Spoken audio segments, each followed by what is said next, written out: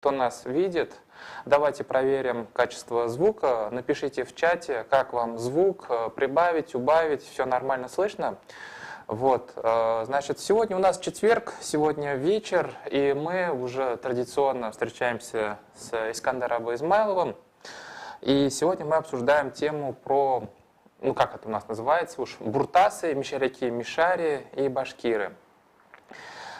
Прежде чем перейти непосредственно к самому материалу, я сразу же обозначу наших очень людей, которые очень хорошо разбираются в информации, в информационном потоке, и мне пишут, например, сообщения, что происходит в Башкортостане. Да, мы в курсе. Вот. Значит, мы в курсе, что происходит в Башкортостане. Там открывается, значит, центр мишарского народа, конкретно в Балтачевском районе, на родине Батырши, вот, которого башкирские этномиссионеры все никак не могут обашкирить, но хотя бы сделают мишарем и, значит, сделают такую нацию мишарей в Башкортостане. Знаем мы все это дело.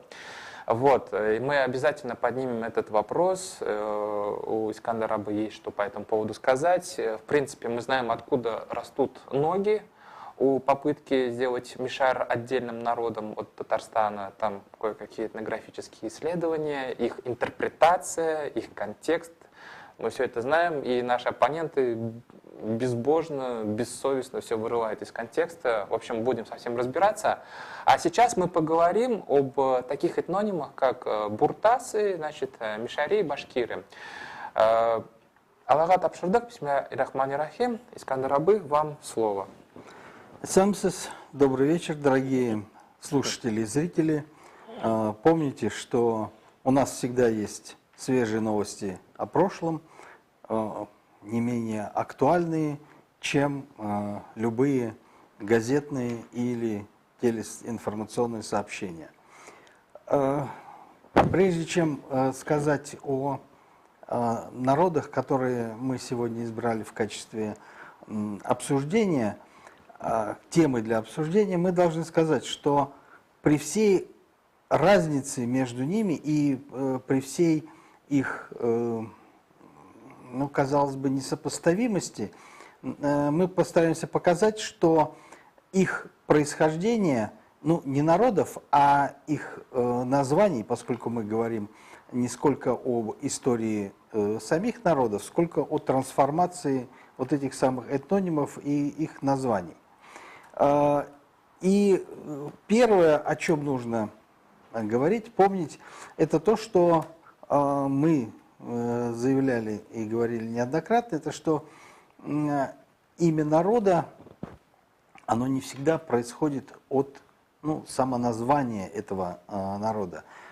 Часто имя дают какому-то народу соседи, а еще есть, иногда это в качестве происходит, ну, в какое-то уничижительного наименования. Но иногда происходит, ну, такой обратный процесс. Люди, которые живут на какой-то территории, они и их соседи, и они сами через какое-то время воспринимают то историческое место, откуда они живут, откуда происходит, и откуда они переселяются в какие-то другие места, начинают именовать себя вот этим самым термином.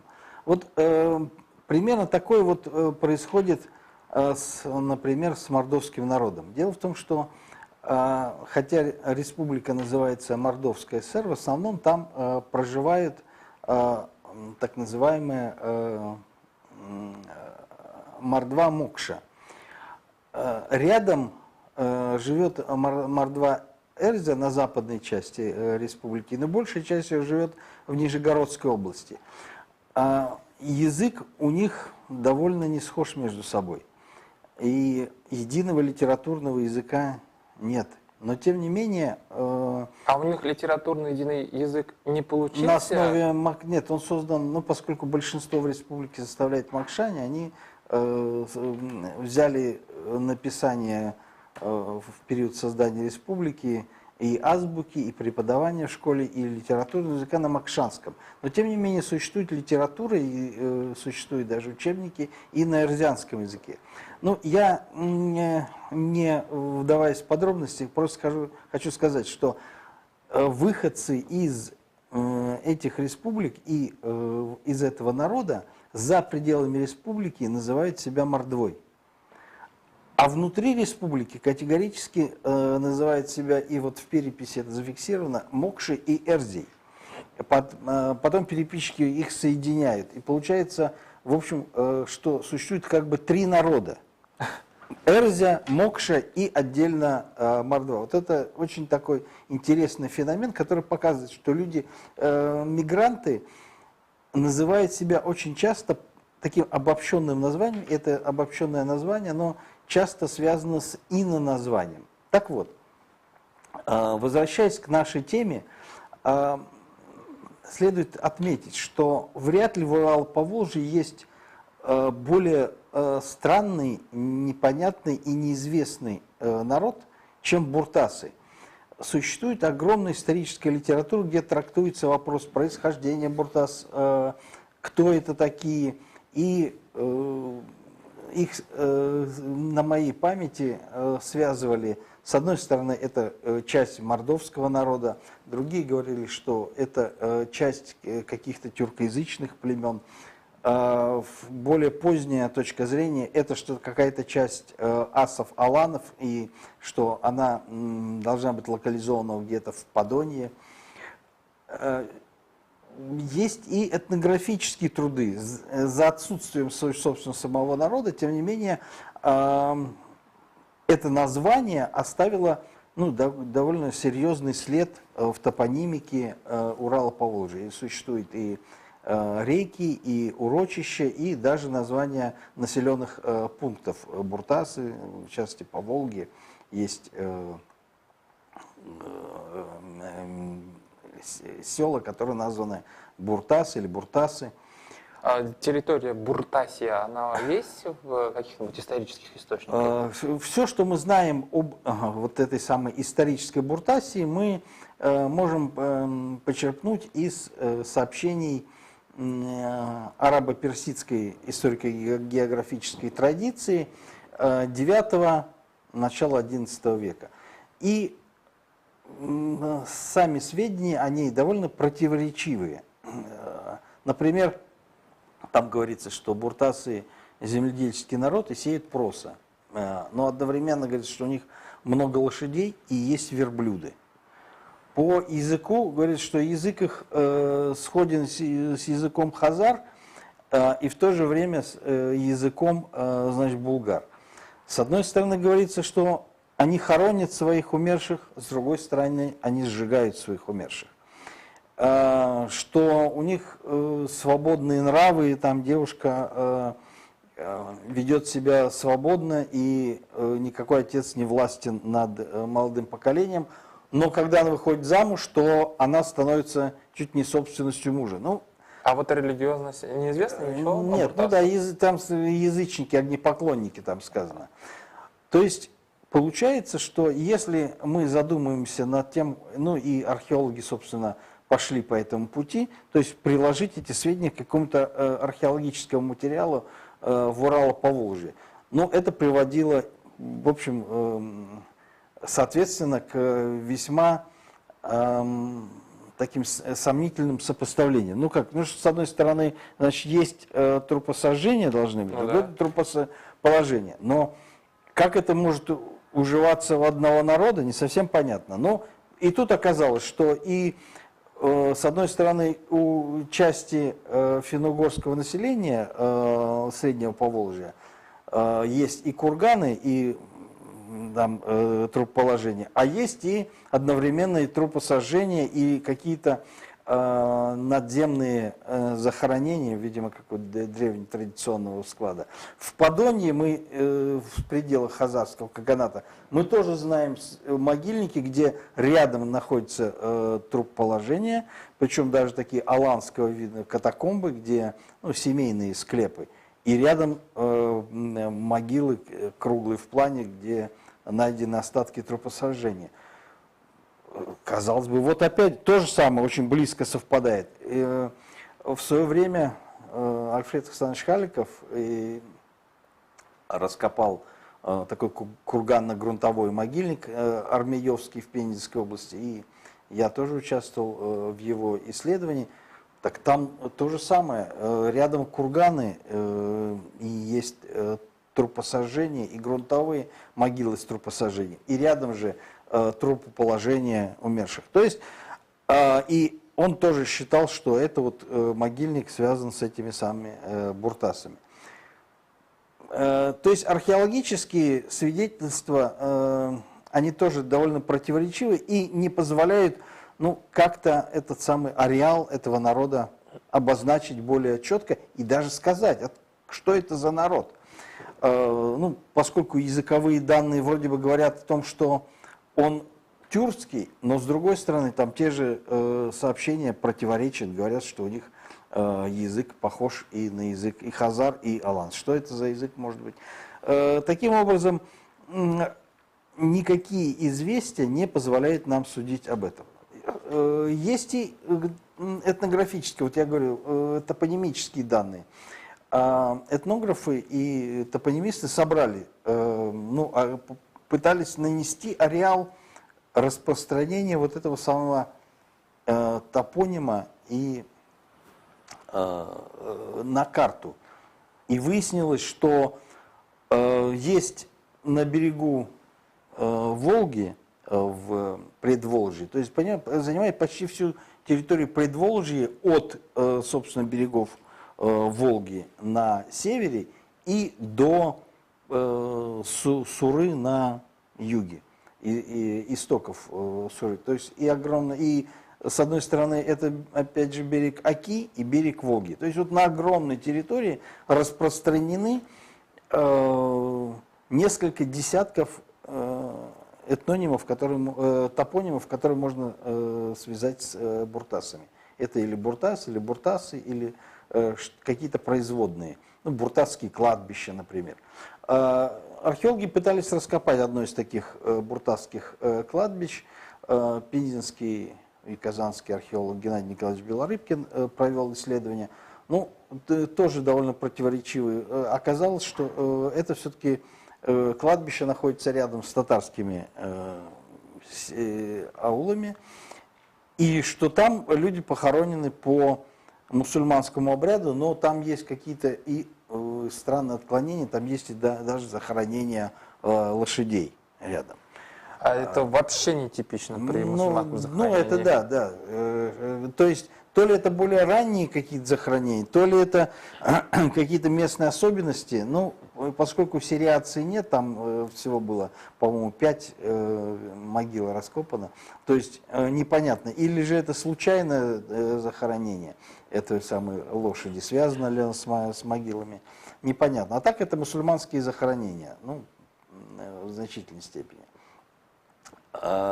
Таким образом, получается, что у нас довольно какая-то странная противоречивая картина, которая может быть применена к совершенно разным народам. Есть и более поздние источники, которые свидетельствуют о том, что буртасы – это народ, который связывается, ну, уже в песцовых книгах XVI века с каким-то служилым сословием.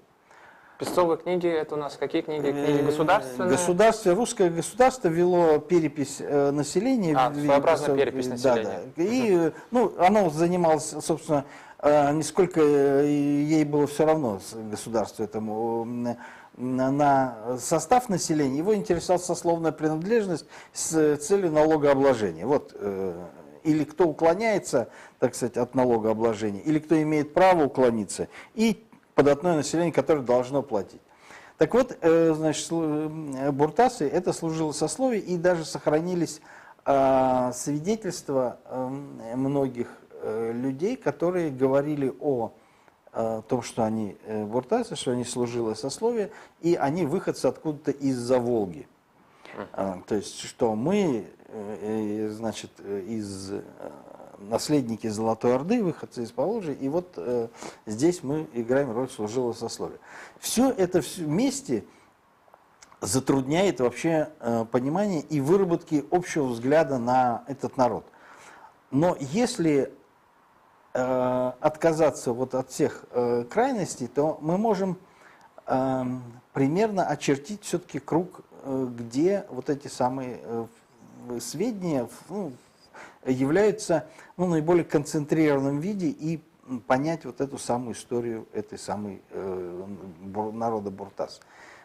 Скорее всего, было какое-то, очевидно, племенная верхушка или племя Буртас. Ну, пока ставим за скобки, что это было за само происхождение. Какой язычный был, да, тоже? Да. Непонятно. Ну, например, есть этимология, восходящая к трудам осетинских языковедов, в частности Абаева, и указывается, что вот народ Ас – это аналог понятия человек. То есть и этим самым термином именовались, собственно, аланы. И отсюда там много ас, яс, в частности, есть в Венгрии народ ясы. Ну и, соответственно, в русских летописях аланов называли ясами. Там ясская княжна или ясский князь. И на Северном Кавказе, собственно говоря, вот эти ясы, асы, они тоже фиксируются разными источниками и фигурируют в качестве самоназвания. Даже в свое время в Монгольской империи при дворе в Каракаруме существовала такая, значит, Аска-Ясская гвардия. Да, вместе с русской гвардией там была эта Ясская гвардия. Ну и вроде как считается, что это вот какие-то выходцы из Северного Кавказа. Осетины считают буртасов своими? Вот, считают. Значит, ну и буртас они трансформируют в фуртас, то есть сын Асский, буквально переводит. Ну, некоторые говорят, что это такие водные или лесные, но есть разные этимологии, в зависимости от того, как «б» перевернуть в какую букву. Но это не суть важно, потому что и в тюркском языке есть, собственно, и народ асы, и хас, яс, тоже в тюркском языке встречается. И есть совершенно тюркоязычные народы, как раз, собственно, асы, и в Средней Азии они фиксируются. Являются ли они какими-то древними потомками каких-то древних индоевропейцев, это вопрос очень сложный, спорный, и мы не будем его разбирать.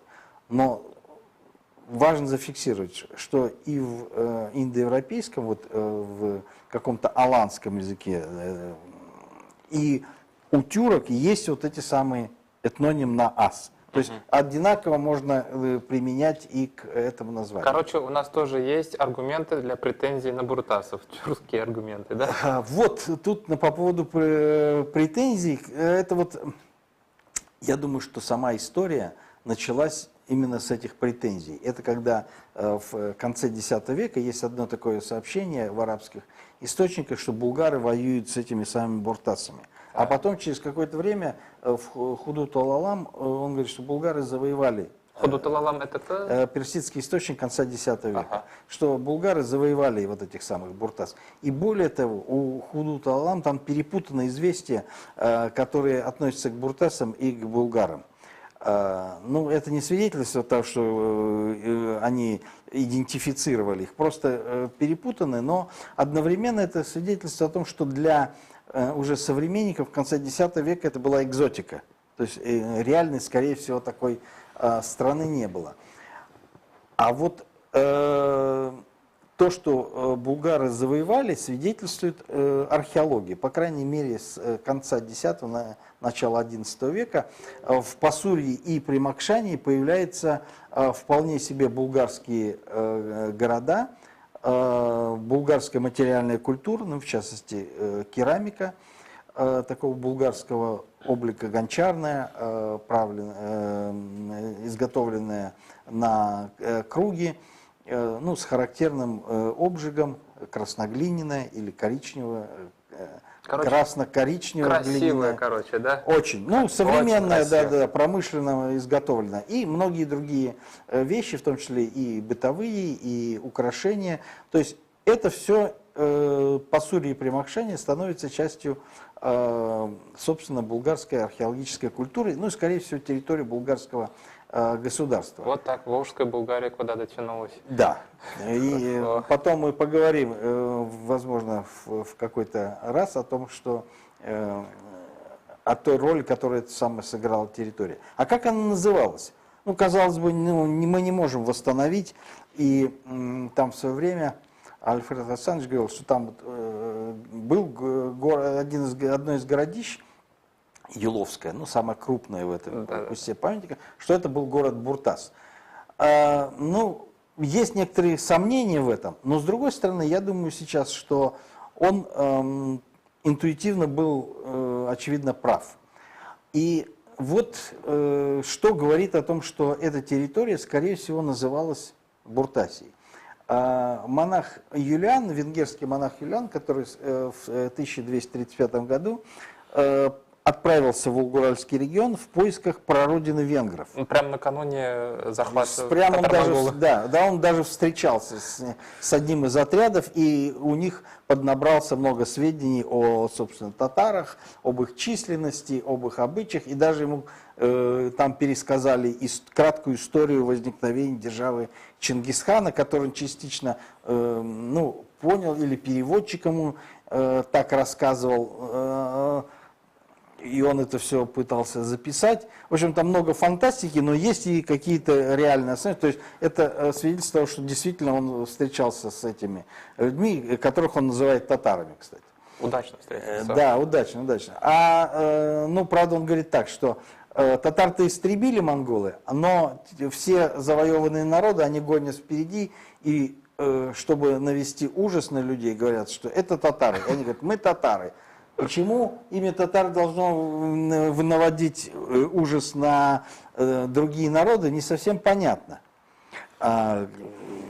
Почему никакое другое, ну, допустим, я не знаю, там, кыргызы или найманы, но почему-то вот выбрано именно татары. Я думаю, что это все не случайно, и мы об этом говорили. Но он говорит, что путешествуя из Причерноморья в Волжскую Булгарию, он прошел через территорию, мусульманские города, которые называют Бундас. Но из-за того, что там переписчики искажали, очевидно, вот этот самый Бундас – это Буртас. Ух ты. Современные исследователи латинских текстов, публикаторы, они соглашаются с тем, что это как раз, скорее всего, локализуется именно вот в Пасурье, и вот эта территория Буртас. Следовательно, мы можем говорить, что вот территория Пасурья и Примакшания уже в XI-XIII веках называлась исторической Буртасией. То есть буртасы, кем они были и что это за мифический народ, это предстоит еще нам узнать, открыть. И, скорее всего, к XII веку эта территория была мусульманизирована. Население, это, кем бы оно ни было, оно превратилось в мусульманское население, и у них сохранилось уже мусульманское представление о себе. Ну, а знать она, поскольку вошла в состав Булгарии, скорее всего, была уже булгарской. Вряд ли они сохраняли какое-то там буртасское самосознание. Я сильно сомневаюсь в этом. Но вот территория называлась, очевидно, Буртасией. Самое интересное, что именно с этого времени, до этого русские источники вообще никак не упоминают. Нет в русских источниках. А вдруг в XIII веке или после XIII века, в частности в слове о погибели русской земли, вдруг появляется упоминание, что вот в свое время народы платили Владимиру дань медом, там, шкурами. И перечисляется мордва, буртасы и другие народы. Тут, и в следующий раз, когда упоминается, собственно, буртасы, это мы говорили в повесть, сначала кратко, а потом в пространном летописном рассказе о Куликовской битве. Да, у нас, кстати говоря, сделал небольшой анонс.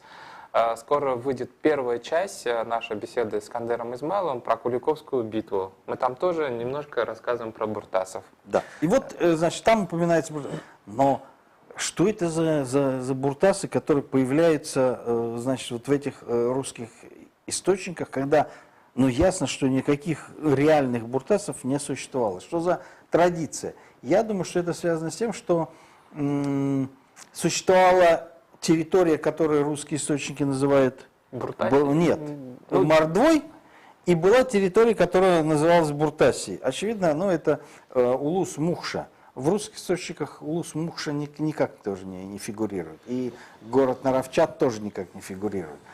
Они называли, видимо, такими историческими названиями. Не исключено, что какое-то там второе название вот, связано с этой самой Буртасией. И, ну, раз упоминание есть, значит, и страна должна быть, значит, у нее народ должен быть. То есть, если Буртасия, ну, то да. Кто там живет? Буртасы. Ну, то есть, и вся эта территория, то есть, в фольклорной вот этой, или частично фольклорной традиции, нужно было упомянуть о том, что вот эти народы тоже платили. То есть московское государство претендует на эти территории, поскольку они уже давно были присоединены к русскому государству и платили дань.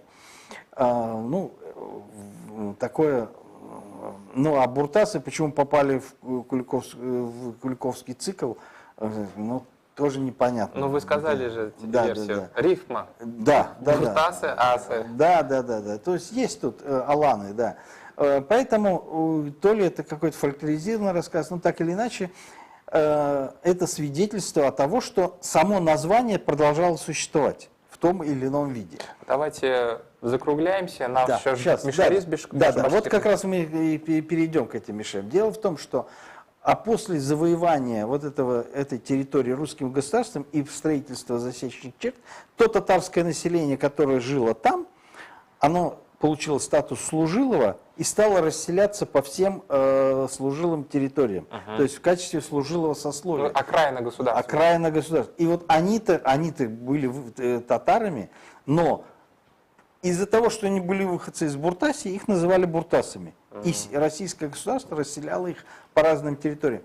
Но они-то считали, они же писали, когда челобитные вот эти, и писали родословные свои, они-то указывали, а мы выходцы из-за Волги, мы наследные служилые сословия, мы сходны с служилыми татарами, но это, видимо, группа служилых татар по происхождению была не очень значительной, и через какое-то время она распространилась по этой территории, и ну, ее ресурс человеческий был исчерпан, и уже к XVIII веку там никаких воспоминаний об этом не было. А потом эта территория вошла в государственный земельный реестр, там эти все тарханы были отменены, и татарское население осталось, но оно именовало себя уже мусульманами. И тут мы как раз переходим то есть, к тем группам татар, которые этнографы называют мишарями. Мещеряки. Мещеряки, да. Вот это вот тоже очень интересная история.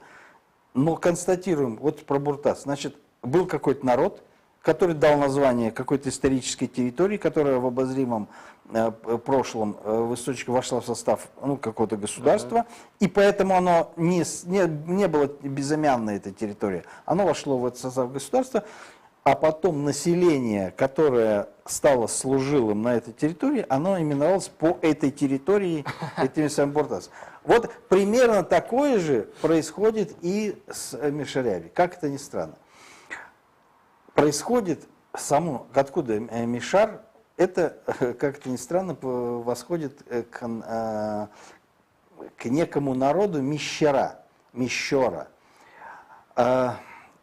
впервые этот термин, ну, очевидно, этот, если не народ, то территория, сейчас поговорим, упоминается у Иордана.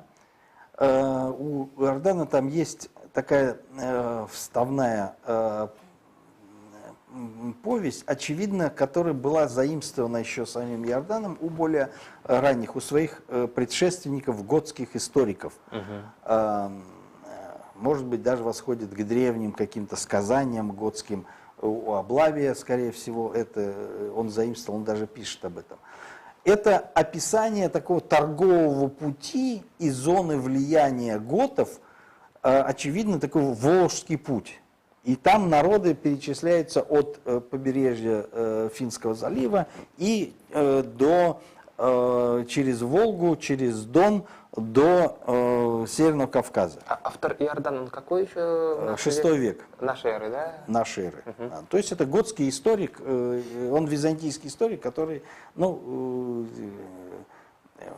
писал на латыни, но писал для готов их личную историю. Это называется гетика. Да. Я просто для зрителей, чтобы они понимали хронологию. Да, это 6 век нашей эры. Да. Иордан. И там упомянут даже, очевидно, вот этот самый торговый путь, или по-гречески итинерарий, что он относится к более ранним даже временам. И вот там есть народ, который называется Имнис Карнис, который историки и исследователи вот этого латинского текста сопоставляют с Мещерой. Вот это Мескар, это искаженное, ну, индоевропейское, которое потом превратилось в Мещеру. О, как красиво! Да, то есть с этого времени, очевидно, эта территория, это, ну, там сказаны народы, но там такого народа, как там и Морденс, Меринс, но не было таких народов. Значит, это не упоминается не народы, а какие-то исторические тоже территории, ну, на которых жил какой-то народ соответствующим образом. Археологи даже нашли какую-то там даже группу памятников, которые называют древней Мещерой.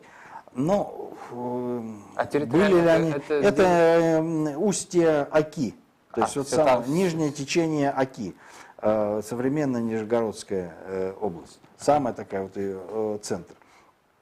Но забавно то, что этот народ, значит, вот он, или эта местность называлась так, а потом исчезло это название. Оно не фиксируется ни в одном источнике, но вдруг в XIII веке в русском источнике, там толковая Полея, значит, вдруг о списке ее, ну, он вроде как считается 13 век, а списки, которые дошли до нас, относятся к 15 веку. Есть, что там что живет народ Мещера. Ну и Мещерский край, да. А уже в Воскресенской, более 16 века, там есть указание, что вставка, там начальная часть этой Воскресенской летописи восходит к повести временных лет. Но в повести временных лет ничего нет про Мещеру. А подождите, как это, вставка восходит к повести временных лет, но в повести временных нет, этой вставки нет? Это они... Летописец переписывал из какой-то летописи, вот повесть временных лет, но поскольку он ее тоже пытался адаптировать к некоторым своим реалиям, он вставил туда текст, что по Волге живет Мурома язык свой, Мещера язык свой и Мордва язык свой. Ну то есть такое цитирование сделал, получается, да. А в повести уже эту цитату не сохранилось? Нету, ее, скорее всего, и не было. Ага, забавно. То есть это более поздняя вставка. Но дело в другом, что Муром это тоже народы, то есть город Муром есть, ну, да. А народы это только наши предположения, и вот Муром это есть в повести временных лет. Но Мещеры нет. Но это тоже историческая область. То есть для 16 века никакого народа. Вот Мордва, то, что они понимали, это отдельный разговор. А вот Мещеры и этих самых Муромы не было. Их просто к этому времени, да, к этому времени и, возможно, и мере-то уже не существовало. Слушайте, я надеюсь, мы сейчас делаем самую настоящую революцию в головах зрителей по пониманию истории, что раньше люди, когда перечисляли какие-то географические вещи, они не имели в виду народа, они имели в виду территории. Ну, не всегда, Ну, да. то есть не всегда, да. Ну, и потом, да. Ну, то есть, и насколько аутентичны сведения, что там жил такой народ, это очень большой вопрос. Да, это сейчас перепроверить этих не совсем уж грамотных, ну, грамотных для своего времени, но не нашего времени Ну, авторов. там, вот. И тем не менее, с этого момента, очевидно, за территорией Нижнего Поочья закрепилось название Мещера, Мещерский край, или Мещерский край. Там проживает группа русского населения, ну, есть много разных предположений, что это славянизированные как раз вот эти потомки этой самой Мещеры, там и так далее. Ну, как бы то ни было, у них есть особый говор, рязанский говор, который отличает это население от других говоров русского народа. Это просто к тому, что может ли говор, никто же не говорит, что здесь надо называть, значит, этими самыми Мещерой тех, кто живет в Нижегородской области. И что это отдельная русская часть русской нации, одна из таких славянских народов. Нет, просто, ну, говор, и он и есть говор. Так вот, сами русские не называют и категорически отказываются, чтобы их называли мещеряками или мещерой, и очень ругается на это. По крайней мере, это как обидная кличка рассматривается. И вот каким боком тут вообще вклиниваются татары, и как вообще возникает вот этот самый татаро-мишари, вот этот самый главный вопрос. Очевидно, что вот эта территория, которая раньше была Улуса-Мукши, и на которой жили... Улуса-Мукши, она была официально? Нет, да, это официальное название, это в центре, в современном городе Наровчат. Да. Но в летописях она не так называется, или она так тоже называлась? Монеты чеканили от Улуса-Мукши, да. Она так и называлась. Ну, Мукши, это, скорее всего, от Мокши, то есть, собственно, мордовского народа. Здесь, довольно прозрачная эта этимология.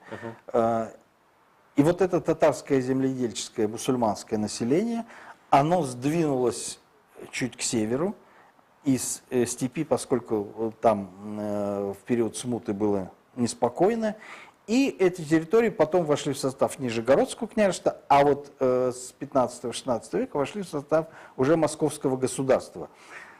И татары, которые в значительной степени, вот это население было служилым, оно вошло в состав служилого сословия русского государства и довольно играло активную роль во всех дальнейших войнах и внутренних конфликтах российского государства. И вот что самое интересное, что их именовали, конечно, служилыми татарами, и очевидно, на службе они были обязательно, там, русское государство, служилыми татарами. И в писовых книгах их всегда пишут, там, служилые татары, и никак иначе. Ну, и иногда мусульмане, там, если что-то такое записывают, если это не служилое, а податное сословие.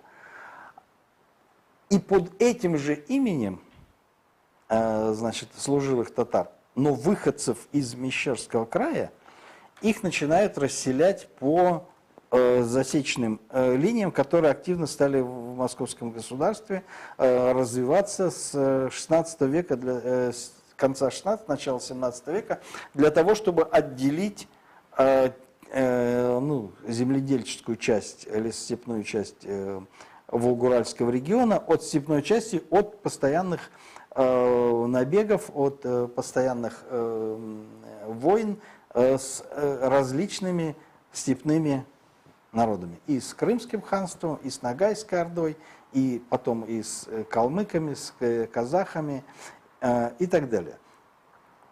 И вот по этим вот засечным линиям начинает расселяться это служилое сословие, поскольку оно было избыточное, там служилое сословие, та территория не могла прокормить, собственно, такое количество, то есть поэтому они шли служить.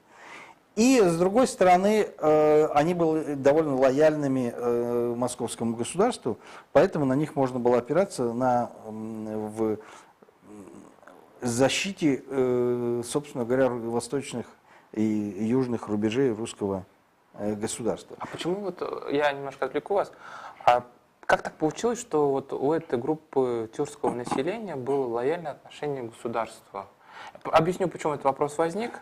У нас, в общем, недавно выходил материал с Акчуриным, да, значит, Мишари, это рыцари средневековья татарские. Вот, и, значит, несколько людей просмотрели это видео и сказали: ага, мы теперь понимаем разницу между мишарями и казанскими татарами. Вы, казанские татары, очень сильно, значит, там драматизируете события взятия Казани в 1552 году, а вот там мы, мишари, очень даже вполне себе встроились в элиту, в управленческую, там, административную структуру русского государства. Вот. И вот как бы видит немножко вот такую разницу в, не знаю, как это назвать, в этническом понимании, что ли, себя вот эти люди, которые посмотрели это видео. Вот я задаюсь вопросом, вот... Довольно забавно, это психологический момент. Значит, да, давайте получается, нет, получается, значит, что то ли, значит, нижегородские татары, они более что, трусливые или более лояльные? Они более государственные. Более государственные, хорошо. Мы такие сепаратисты. Да, казанские более сепаратисты, и поэтому, значит, в войнах с московским государством почти вся элита, в том числе служилая, была вырезана. Но здесь... Я слышал, наоборот, там какие-то психологические этюды насчет того, что вот вы-то были зависимые, и вот печать несвободы лежит на казанских татарах, а вот мы-то более свободные, мы можем прямо сказать, более такие открытые. Да, такие я тоже... это как-то получается некоторая непоследовательность. Я вообще не сторонник всех этих психологических этюдов на исторические темы. Я думаю, что здесь ничего из того, что вот мы обсуждаем, не является исторически доказанным фактом. Это индивидуальные психологические качества каждого народа.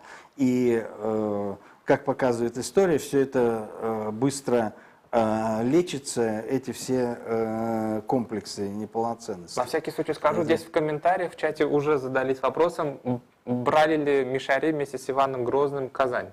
Они входили в состав войск. Там просто приводят некоторые по казанской истории в разы завышенные численность, значит, служилых татар, которые участвовали в войнах против Казанского ханства, должен разочаровать людей.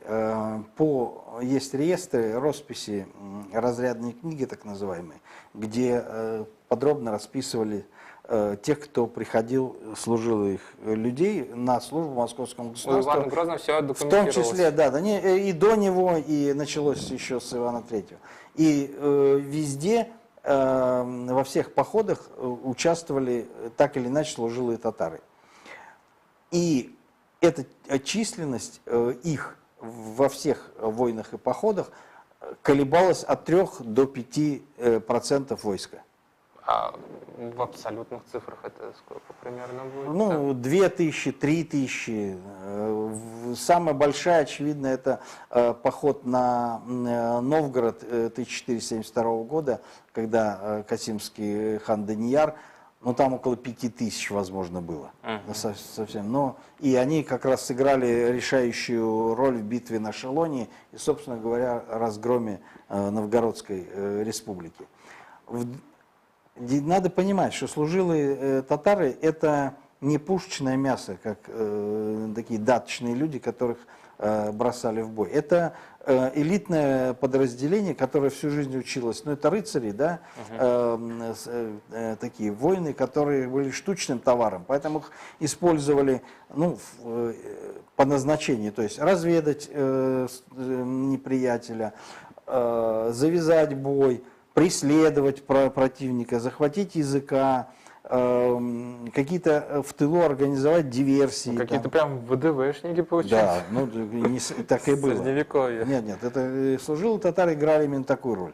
Это была такая гвардейские подразделения и именно такого спецназовского толка. Они не бросались в бой, очертя голову, как башибузуки, чтобы своими телами, значит, пробить вражеский строй. Наоборот, они всячески уклонялись от боя, поливали противника и стрелами или позднее и оружейным, пистолетным огнем.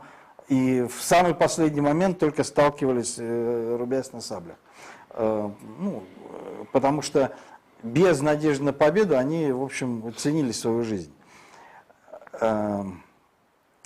Здесь важно вот что подчеркнуть, что каким бы они ни были по психологическим качествам, да, действительно они сохраняли верность, потому что они получали за службу земли и денежное довольствие.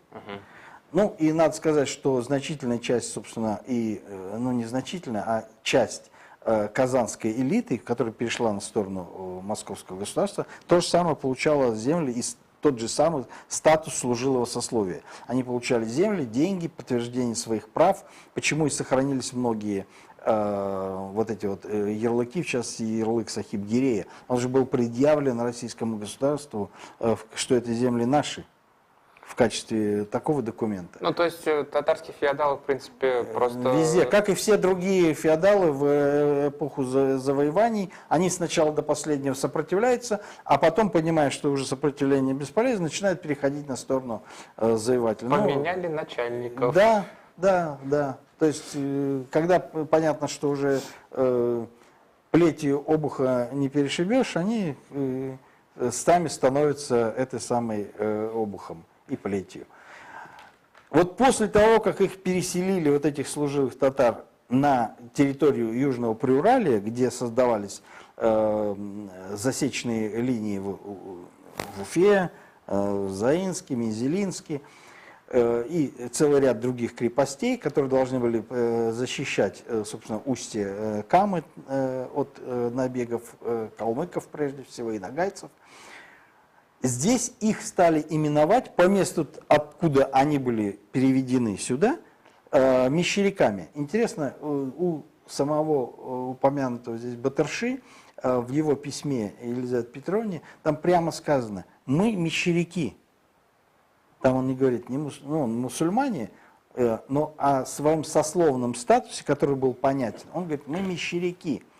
То есть это речь идет не о этническом или не языковом каком-то статусе, речь идет совершенно определенно о сословном статусе. И он там говорит, что мы громили, значит, твоих противников, мы выступали против башкир, которые поднимали мятежи, и мы верно служили императрице, но до тех пор, пока она не стала наши права, ну, прежде всего религиозные, попирать. И вот тогда-то мы и решили вступить в борьбу с царским правительством. И более того, стали готовить вот это самое восстание, мятеж.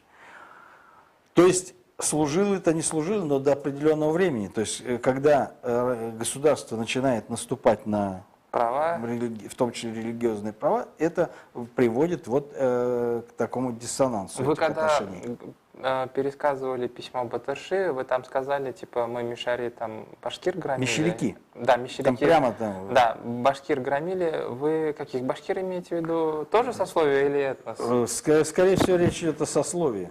Именно... То есть одно сословие с другим сословием Да, воевало? потому что, ну, по крайней мере, он в письме так именует тех, с кем он воевал. Нет, там может просто разница, башкирцы он имеет в виду? Нет такого? Или...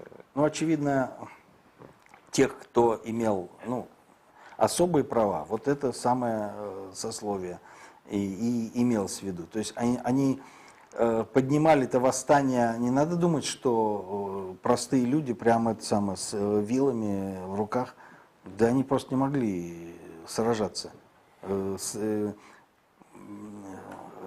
с русскими и вот этим самым мещерятским войском сражались именно такие же воины, представители этих самых башкирских сословий.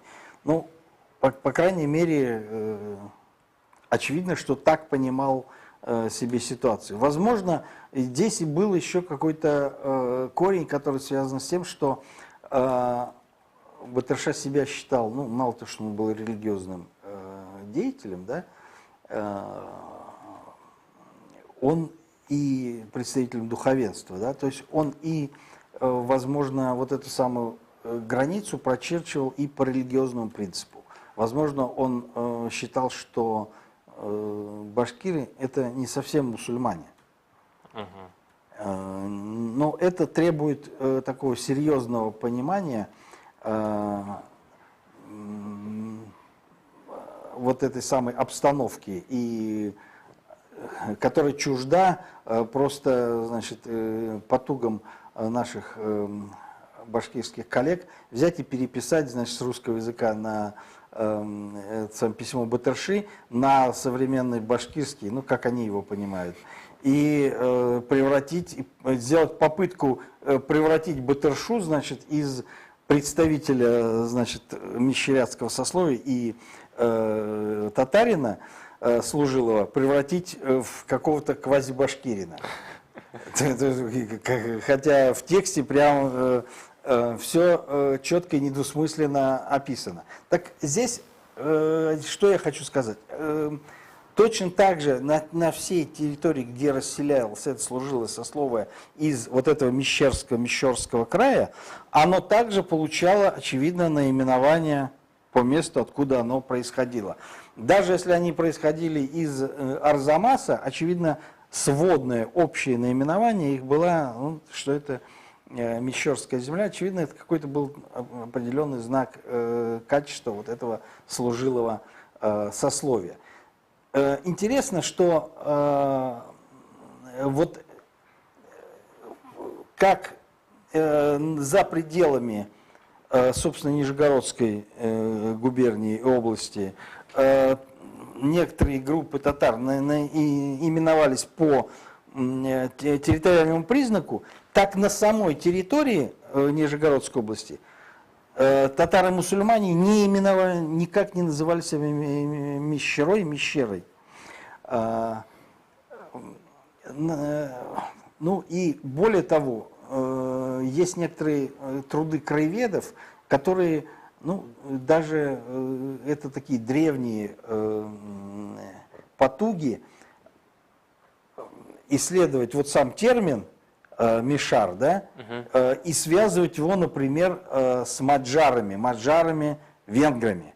Кстати, есть такие экзотические труды, и, ну, надо сказать, что Альфред Хадж Халиков даже в некоторых исторических трудах отдавал дань этому. Я все тоже удивлялся, мы с ним разговаривали, даже спорили по этому поводу. Но он как-то говорил, вот встретившись с венграми, вот эти вот самые жители Буртасии, они переняли, значит, вот это самое название маджар, венгров, почему-то стали себя именовать мишарями, маджарами, и потом переселились, когда, значит, к северу, они превратились вот эти самые в татар-мишарей. Довольно забавная штука и перевертыш с ног на голову, потому что происхождение название Мишарей от Мишоры, это совершенно прозрачно. Тут никакие венгры, тут и маджары не могут ввязаться. Это только в русском языке можно сделать такой переход, а в реальных, в реальной ситуации, никак такого перехода происходить не может. Кстати, само название, вот это самое Мишора или Имнис, как у Иордана, Имнис Карис, оно никак не восходит ни к какому финно-угорскому языку. Я специально консультировался у Владимира Владимировича Напольских, величайшего знатока финно-угорских языков и этнонимов. Он говорит, что ближайшее наименование это какой-то современный осетинского языка, какая-то овражистая местность. Не готов защищать эту теорию, но это просто говорит о том, что ни из какого финно-угорского языка это название не происходит. И никакого народа с самоназванием Мишора просто финно-угорского быть не может. И просто исторически. Поэтому все это мифы о древней Мещере, это все этноисторические мифы современных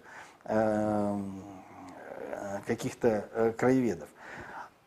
И то же самое происхождение названия, как Маджар, Мишар, это то же самое псевдоэтнологические студии, псевдолингвистические студии. Таким образом, вот само название Мишарь, оно происходит из названия местности. Но еще раз говорю, сами-то они себя не именовали, не было у них такого самоназвания. Только за пределами вот этого самого места своего основного проживания они стали именоваться под воздействием, как областническое название. Как это еще по-другому сказать? Я, например, вырос в микрорайоне Азино. Да. То есть я буду азинцем. Да, если я перееду в Москву, татарин-азинец. Нет, если в другой конец Казани. Вот. То же самое, как там, вы откуда? Мы из Горок. Горкинские. Горкинские. Примерно точно так же. Это, кстати, не такая глупая аналогия, потому что вот эти самые молодежные группировки, это некий возврат к феодализму. Территориальности. Территориальный феодализм. Вот так и здесь то же самое, такая же ситуация. Существует целый ряд, когда говорят о том, что нет, это древнее название, существуют рассказы и записанные исследования этнографов, которые проводили исследования среди татар-мусульман Нижегородской области. Например, в 1929 году проводилось большое исследование центрально-черноземной области, и куда входила, собственно, эта территория. И вот исследователь, этнограф Толстов, пишет, что он спрашивал специально у татар-мусульман, кем они считают, кем они являются. Они говорили, мы мусульмане. И самое, что его удивляло, что мы их называем татарами, а они себя называют мусульманами. И говорят, что там даже обижаются, когда их начинают называть по-другому. А Мишар, он говорит, вообще нельзя было называть. Они сразу же говорили, что это ругательная кличка, и очень резко противостояли.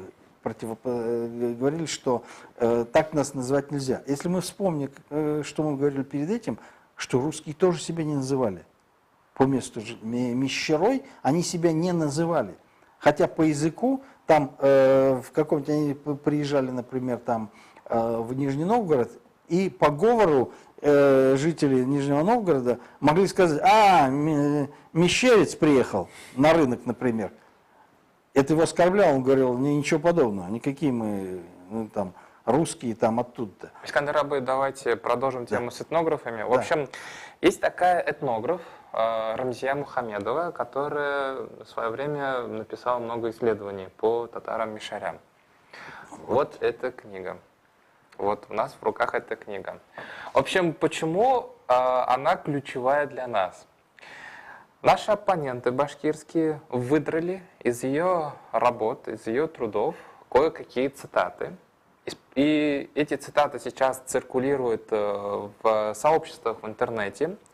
И, значит, из этих цитат, видимо, нам хотят доказать, что есть отдельное этническое мишарское самосознание. Давайте почитаем, какие они цитаты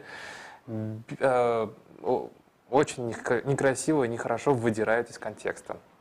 Например, многие мои информанты, пишет Рамзия Мухамедова, отрицали этноним татары и вообще старались себя не обозначать. Помню, один мулла в Мордовии спорил со мной, что он не татарин, а мусульманин. Некоторые говорили, что они из рода Мурс. Интересно, что женщины спрашивали у меня, «Синда татаран барма?» в значении «если у меня муж». Под татарами эти женщины определяли только мужчин, или точнее мужей. Следующая цитата, которую бессовестно вырывает из контекста исследования Рамзии Мухамедовой. «Передо мной фактически не было, кроме работ Воробьева, целостных этнографических материалов». То есть, просто справочка, Воробьев — это тот самый, значит, наш казанский этнограф, которого Фаиль Фахрудинов в свое время назвал конструктором вот этих вот татарских субэтносов, исследователем. Вот, значит, Воробьев является учителем, насколько я понимаю, Рамзии Мухамедовой. Вот она жалуется, что у нее не было никаких работ, кроме Воробьева. И это учитывая, пишет она, что и Николай Иосифович изучал преимущественно материальную культуру, а духовно почти не касался. Некоторые этнографические сведения были опубликованы в XIX веке Марджани и особенно Каюмом Насыри, но все же базой для научной работы они послужить не могли. Доводилось пользоваться и весьма подробными миссионерскими отчетами. Миссионеры большое внимание уделяли бытованию доисламских верований. И все это было опять же посвящено преимущественно казанским татарам. Поэтому надо было ехать в экспедиции и в ходе полевых исследований изучать материальную и духовную культуру мишарей. Вот, значит, две цитаты, которые, значит, бессовестно используют для конструирования в сегодняшних реалиях, в сегодняшнем информационном обществе мишарской этничности. Искандер Абы, что можно сказать? Да, ну, надо сказать, что Равзия Гиниатовна, конечно, была великолепный этнограф, очень знающий, работающий в поле. Ну, она как раз фиксирует, собственно, тот момент, который Толстов указывал для 30-х годов. То есть она фиксировала это в 70-е годы, а Толстов фиксировал это до 30-х годов. Точно так же, та же самая ситуация. То есть они себя называют мусульманами, а татары – это сословие. То есть мы уже говорили, что сословие для них получается? И для них тоже, то есть это выше, то есть мужчина – это настоящий человек, то есть мужчина, то есть джентльмен. Вот кто такой вот настоящий англичанин, да? А англичане – это джентльмены, а все население, которое не джентльмены, это кокни. То есть, на самом деле, вот это сословное разделение фигурирует и здесь. Но после того, как сословие было деклассировано, татарское, в Российской империи в XVIII веке, конечно же, произошел вот такой всплеск вот этого самого религиозного сознания. И потом, они же находились в окружении ино-народного, иноязычного и инорелигиозного населения в значительной степени. И для того, чтобы сохранить себя, они должны были подчеркивать свою религиозность. Вот этим мерилом, разделяющим их от других, был ислам. И поэтому в первую очередь это конфессиональное сознание. А уже дальше там начинается перебирание сословий, вот уже татарское, это. Потому что, а на каком языке они говорили? Там вопрос. Они же говорили на татарском языке. Они же не говорили на каком-то мусульманском языке. Нет такого языка. И ни по-арабски, ни по-персидски. Они говорили на татарском языке. Поэтому все это позволяет этнографам, собственно, изучать их как отдельную этнотерриториальную группу со своими особенностями, но при этом как часть большой татарской нации. Но я уж не говорю о том, что многие выходцы в связи с тем, что они не замкнуто жили. Вот в Нижегородской губернии, даже в XIX веке, значительная часть татар, крупные группы выходцев оттуда жили в Буинском уезде, в Симбирском крае, на территории Мензелинской уезда Уфимской губернии и так далее, под Чистополем.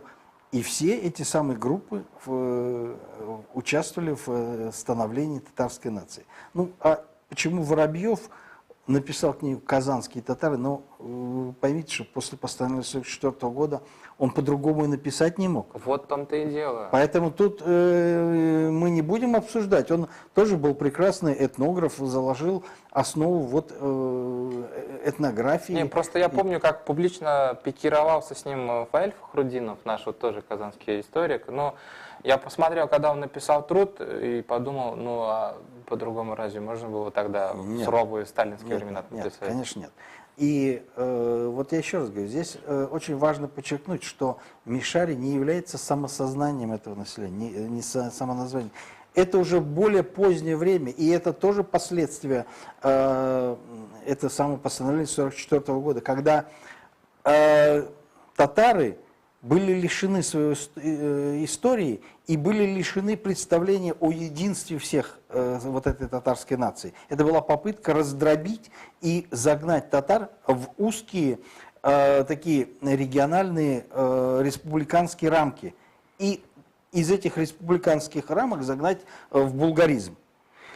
А получалось, что остальные группы татар, и сибирские, и астраханские, и саратовские, нижегородские, они все оказывались предоставлены самим себе. То есть их происхождение вообще не ясно. Отсюда и почти никто ими не занимался. Ну вот только в 80-е годы Рафаэль Александрович начал как-то строить историю происхождения татарского народа, стал как-то их учитывать. До этого, если даже посмотреть работу Рамзи Гинятовны, у нее о происхождении татар есть очень много таких выводов правильных, но и то она не могла сказать, что они часть единой нации, и рассказать о том, что их происхождение, как и других татар волгоуральских, да, что это единый процесс, который связан с Золотой Ордой. Она вынуждена писать, что вот татары, значит, происходившие от булгар, вот татары, происходившие от кипчаков и всякие прочие эвфемизмы. Но это же надо понимать, в какое время она писала. Даже занимаясь чисто этнографическими исследованиями, исследователь находился под прессом вот этого самого дамоклового меча, этого постановления. Что касается, резюмируя все, то есть мусульманское, тюрко-мусульманское население, которое жило на территории, которые окружающие называли Мещерским краем, расселяясь по этой территории, несли за собой приставку «мещерские татары» или мещеряки. И с этим самым названием они, адаптируя, вынуждены были иногда его использовать.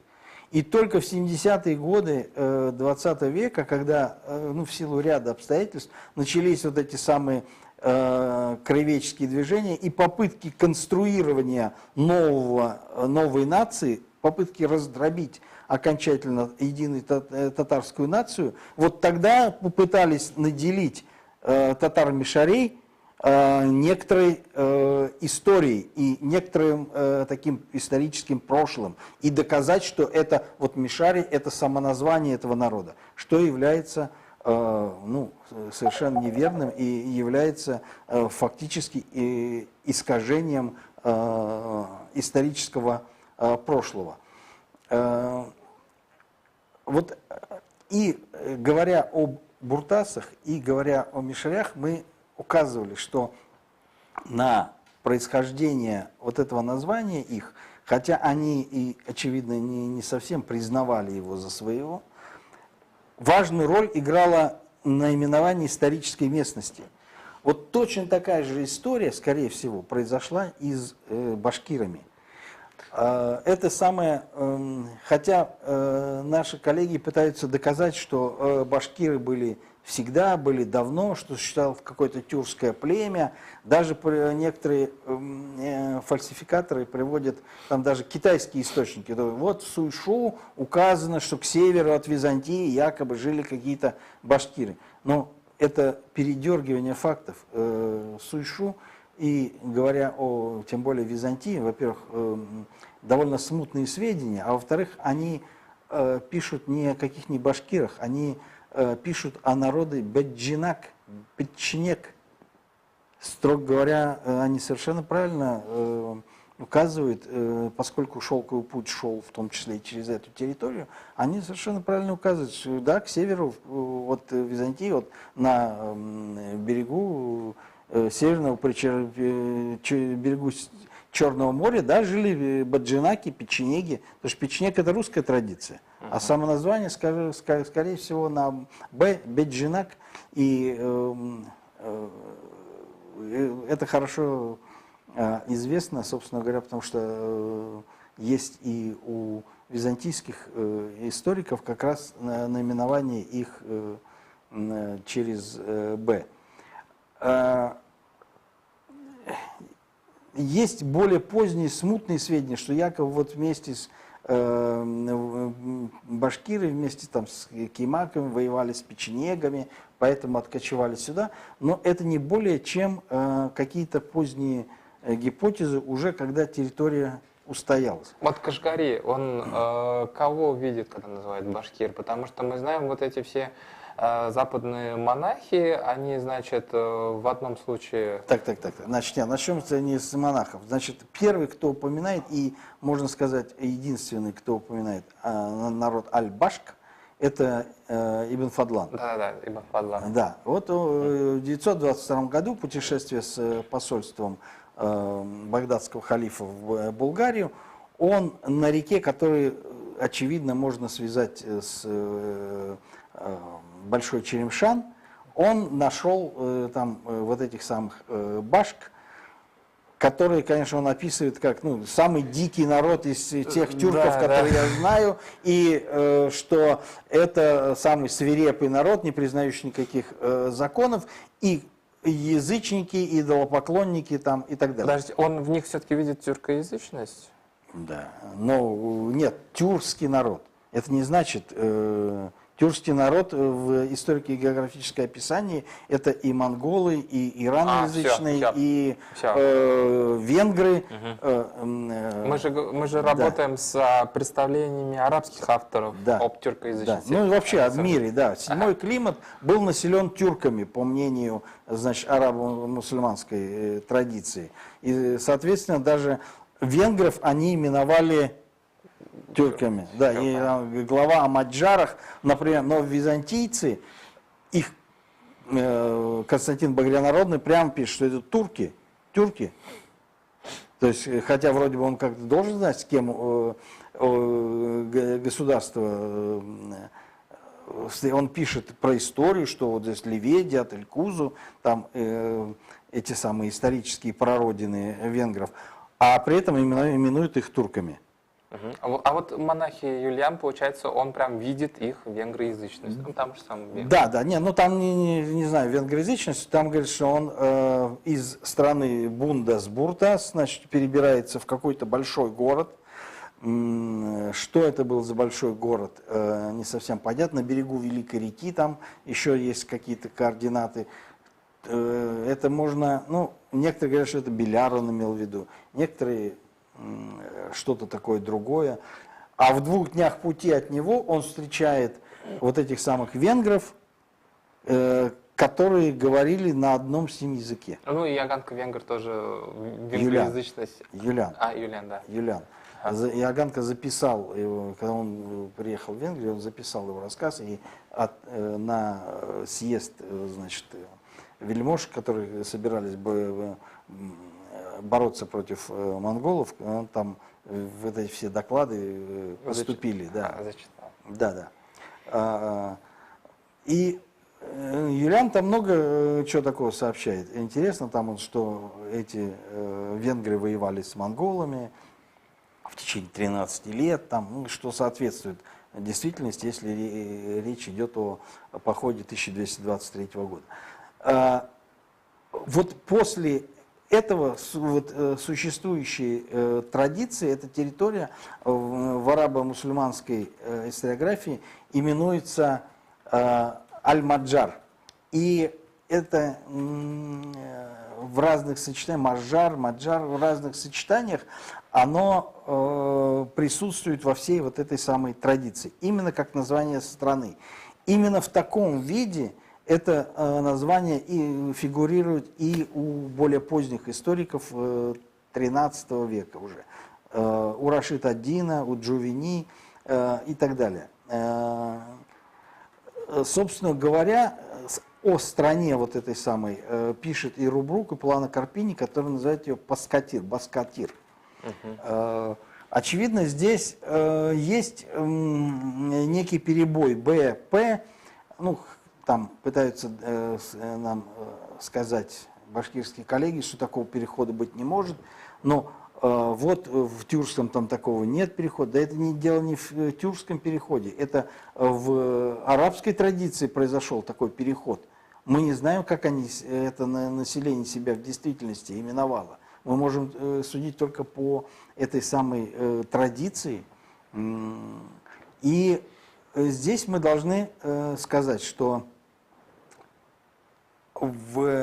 как часть, ну, как какой-то улус, он существовал уже в Золотой Орде, ну, судя по перечислению, в тех же самых, ну, более поздних 14-15 веков традиций, которые описывают Золотую Орду.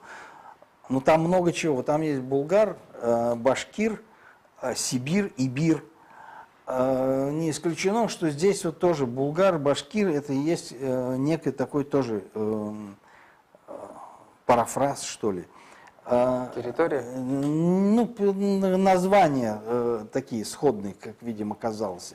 Ну, как Ибир-Шибир, но это нет в реальности. А тем не менее, эта территория, ну, в Западной Сибири, очевидно, в этой традиции именовалась Ибир-Шибир. Ну, то ли, значит, там одни переписчики, значит, слышали одно, другие другое, и как-то так сопоставили.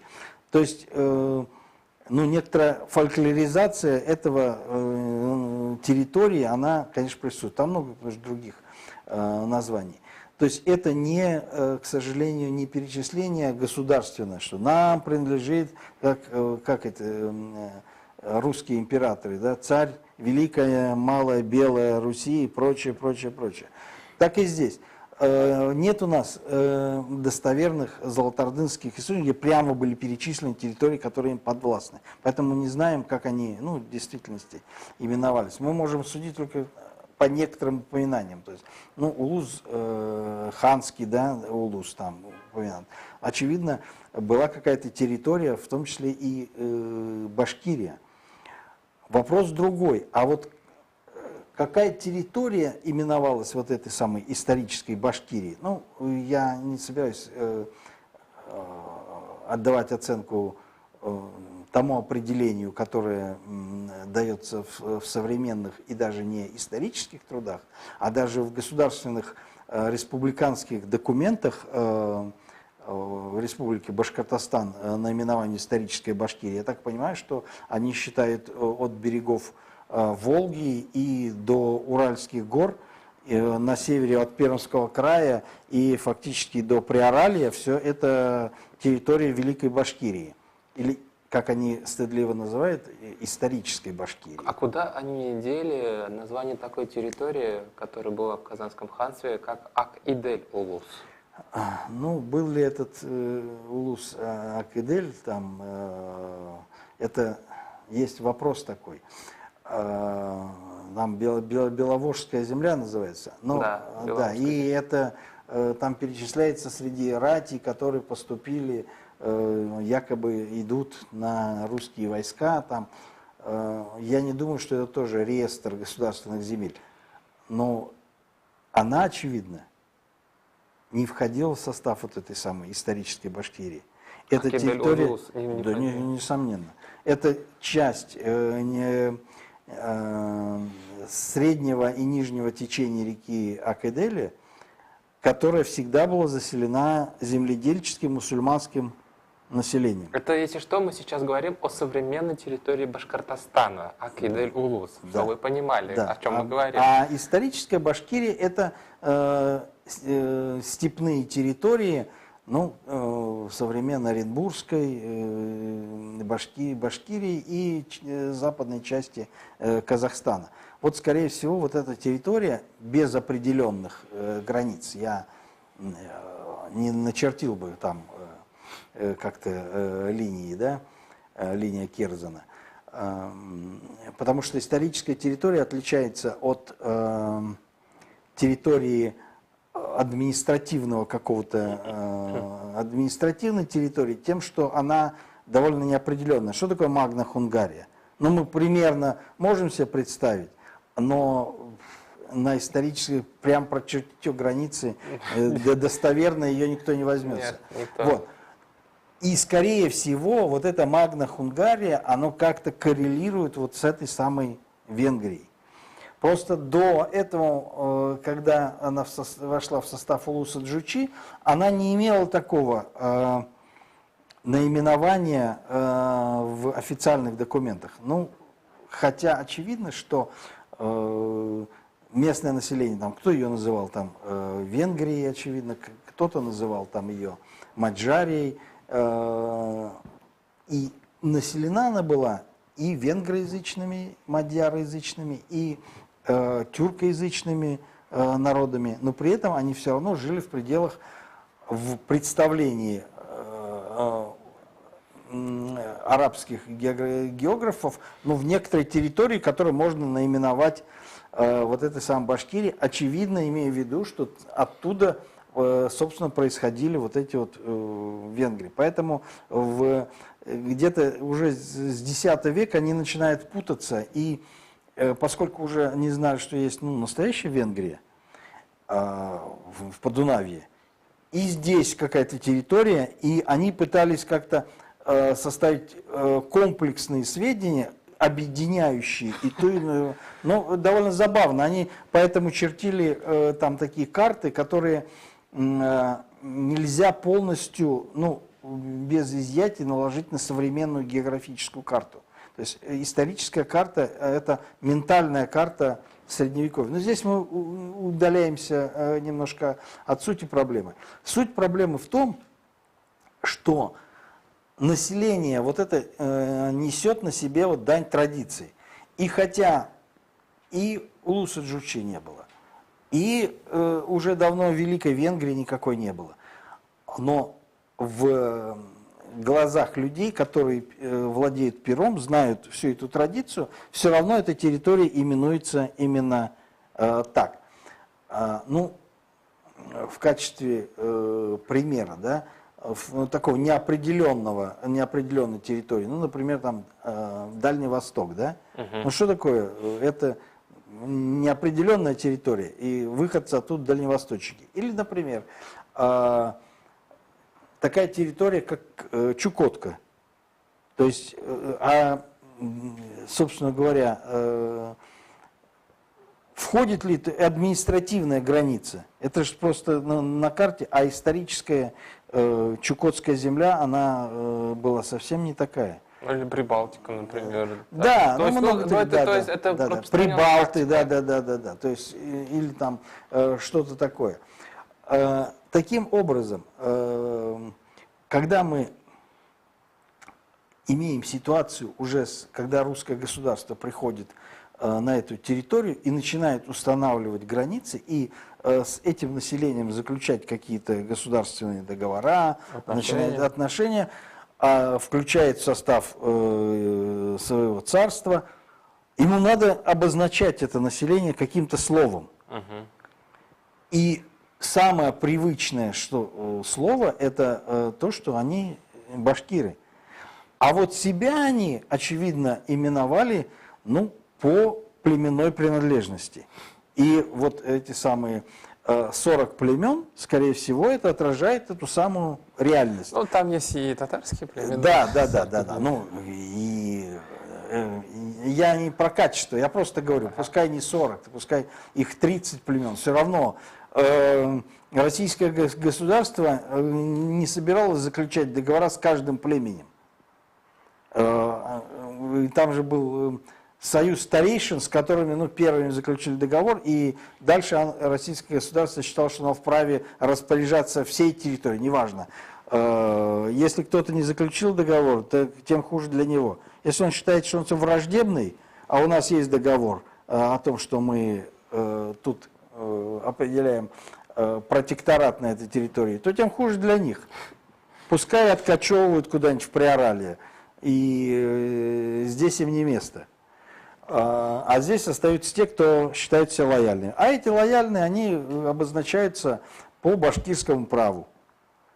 И наплевать было российскому государству на то, что, как они себя называют, бурзяне или булярцы, или еще в каких-нибудь терминах. Поэтому вот получается, что как бы такое двойное. У этого населения, скорее всего, это была, ну, такая мешанина из разных тюркоязычных племен разного происхождения. И сюда оно скопилось, ну, формировалось долгие века.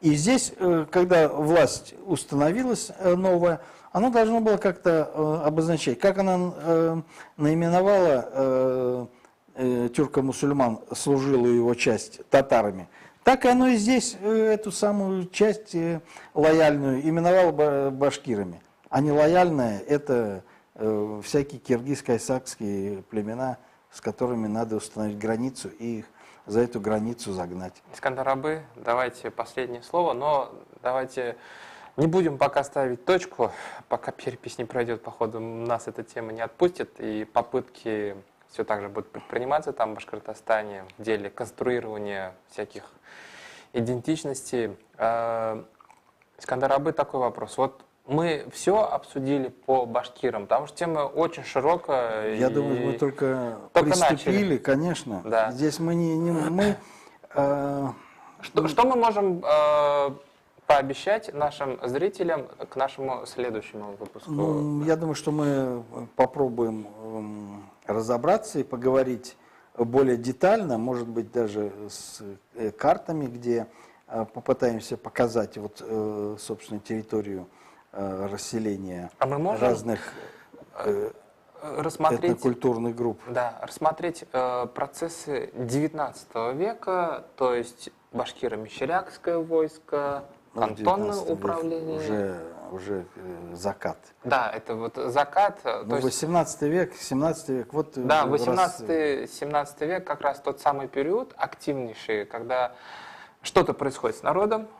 Ну и, может быть, заглянуть в 20 век в лабораторию нациостроительства, хотя бы там первые несколько десятилетий Советского Союза, когда и язык конструировался, и история, историческая традиция. Да, попробуем. Но здесь нам нужно, чтобы подвести резюме под всеми, мы видим, что для средневекового Уральского региона характерно сочетание наименований народов, которые когда-то, возможно, жили, а некоторые это просто мифические народы, определялись очень часто по территории, исторической территории, которая носила такое древнее историческое название. И вот по этой территории в следующие века это население именовалось. И поскольку здесь мы имеем сложное взаимодействие податного, служилого населения, то служилое население, оно, конечно, именовало себя по сословному признаку, и часто это сословное наименование было связано с территорией, откуда оно происходило. Поскольку и оно, и податное население, которое жило на этой территории, оно имело конфессиональное сознание. Оно не имело того, что мы сейчас называем национальным или этническим самосознанием. Вот это вот сложный конгломерат разных терминов которые отнюдь не все восходят, ну, к этнической истории. Например, очевидно, напрасно искать происхождение буртас 17 века от древних буртас, которые упоминаются в арабской географической традиции. Это совершенно две разные темы, два разных народа, хотя и имеют общее происхождение. За это время между ними произошли такие трансформации, которые ну, полностью снивелировали какое-то возможное единство. Это единство происходит только через территорию, на которой они проживали, и название, которое они дали. А уже от этой территории происходят совершенно другие, возможно, народы, которые не имеют никакой генетической связи с этими древними племенами. Вот о чем я хотел бы сказать. За интересную беседу. Бигзур Ахмед. Спасибо. Асгар Ахмед, Сау болсын, дорогие слушатели. Слушайте нас.